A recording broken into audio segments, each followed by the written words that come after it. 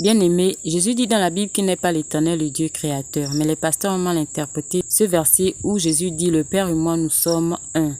Restez jusqu'à la fin et vous découvrirez la véritable interprétation de ce verset.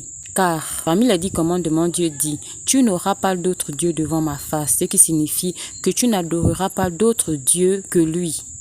Et adorer Jésus, c'est désobéir à cette parole de l'Éternel Dieu.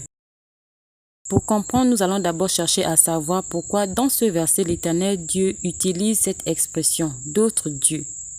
Y a-t-il d'autres dieux à part lui, le Dieu créateur? Oui, il existe plusieurs dieux, car le but de l'Éternel, le Dieu créateur, est de faire de la créature humaine des êtres divins, c'est-à-dire des petits dieux, qui vivront avec lui dans son royaume de Dieu. Et aujourd'hui, il y a déjà plusieurs dieux. Donc il existe des vrais et des faux dieux, car les hommes qui ont reçu la parole de Dieu et qui la mettent en pratique sont devenus des petits dieux. Ce sont des vrais dieux. Les anges déchus, les idoles, mauvais esprits, c'est-à-dire les âmes des hommes pécheurs qui sont morts, sont de faux dieux. Lisons Jean au chapitre 10, versets 30 à 33. Jésus dit « Moi et le Père, nous sommes un ». Alors les Juifs prirent de nouveau les pierres pour le lapider. Jésus leur dit « Je vous ai fait voir plusieurs bonnes œuvres venant de mon Père, pour laquelle me lapidez-vous » Les Juifs lui répondirent « Ce n'est point pour une bonne œuvre que nous te lapidons, mais pour un blasphème, et parce que toi qui es homme, tu te fais Dieu. » Comme les pasteurs, les Juifs ont mal interprété cette parole de Jésus qu'il a dit « Moi et le Père, nous sommes un ». Voilà la raison pour laquelle ils le lapidèrent, en disant « Toi qui es homme, tu te fais Dieu. » Alors écoutons la réponse de Jésus. Jésus leur répondit « Il n'est pas écrit dans votre loi, j'ai dit vous êtes des dieux. Si elle, la loi, a appelé Dieu ceux à qui la parole a été adressée, et si l'écriture ne peut être anéantie, celui que le Père a sanctifié et envoyé dans le monde, vous lui dites tu blasphèmes. Et cela parce que j'ai dit je suis le Fils de Dieu, et non je suis Dieu le Père, le Dieu créateur, comme vous avez mal interprété. » Comme les Juifs, les pasteurs ont mal interprété cette parole de Jésus. Jésus voulait dire par là qu'il est un Dieu comme les hommes. Mais il n'est pas le Dieu créateur.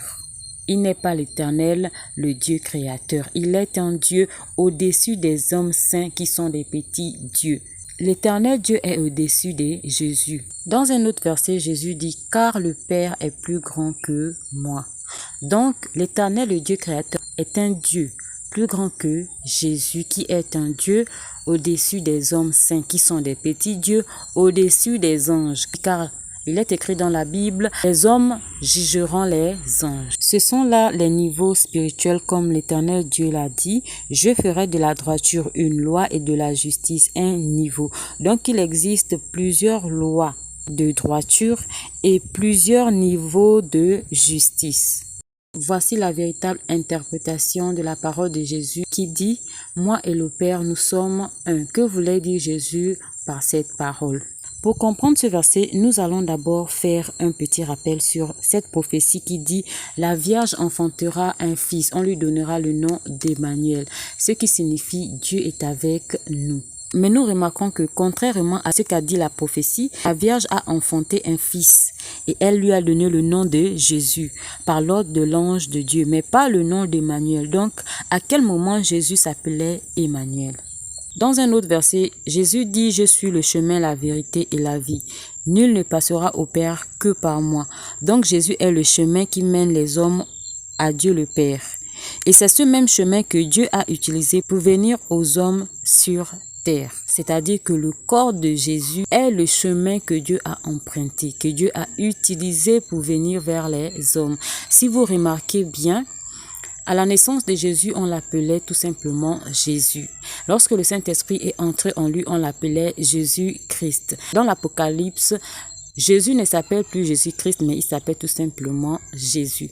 Donc Jésus-Christ signifie Emmanuel, qui signifie Dieu est avec nous. C'est quand Jésus a reçu le Saint-Esprit en lui qu'il portait le nom de Jésus-Christ, qui signifie Emmanuel, qui signifie Dieu est avec nous.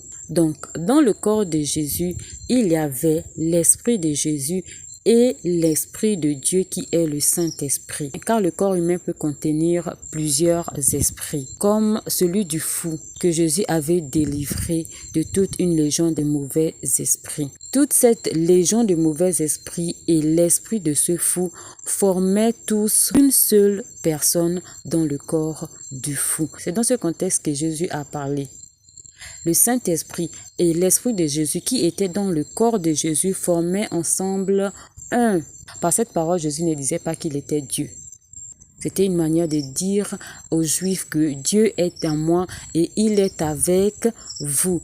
Car la prophétie dit, on lui donnera le nom d'Emmanuel, ce qui signifie Dieu est avec nous. C'était une manière d'informer aux Juifs que Dieu est avec vous. Mais ils n'avaient pas compris dans ce contexte. Ils ont cru que Jésus disait qu'il était Dieu. Et même le Saint-Esprit qui était en Jésus utilisait le corps de Jésus pour parler aux disciples. Dans ces versets, Jean 14, versets 7 à 10, Jésus dit, « Si vous me connaissez, vous connaissez aussi mon Père. Et dès maintenant, vous le connaissez et vous l'avez vu. » Philippe lui dit, « Seigneur, montre-nous le Père et cela nous suffit. » Jésus lui dit, « Il y a si longtemps que je suis avec vous et tu ne m'as pas connu. Philippe, celui qui m'a vu a vu le Père. Comment dis-tu montre-nous le Père? Ne crois-tu pas que je suis dans le Père et que le Père est en moi? Les paroles que je vous dis, je ne les dis pas de moi-même. Et le Père qui demeure en moi, c'est lui qui fait ses œuvres. » C'est ainsi que le Saint-Esprit qui était en Jésus, c'est-à-dire Dieu qui était en Jésus, parlait aux disciples. Mais eux, ils croyaient que c'était Jésus qui se faisait Dieu. Alors, bien-aimés, j'espère qu'à travers tous ces versets, vous avez compris réellement qui est le véritable Dieu. Ne nous trompons plus. Adorons le véritable Dieu. N'allons pas adorer l'homme. N'allons pas adorer un Dieu que nous ne devons pas adorer. Lorsque Jean, dans l'Apocalypse, a eu la révélation, l'ange a dit à Jean, adore Dieu et non adore Jésus.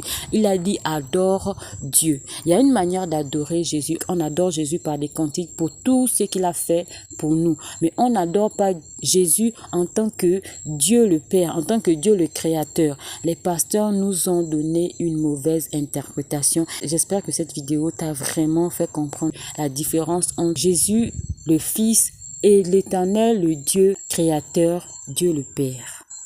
C'est tout pour aujourd'hui. Je vous dis à bientôt pour une nouvelle vidéo.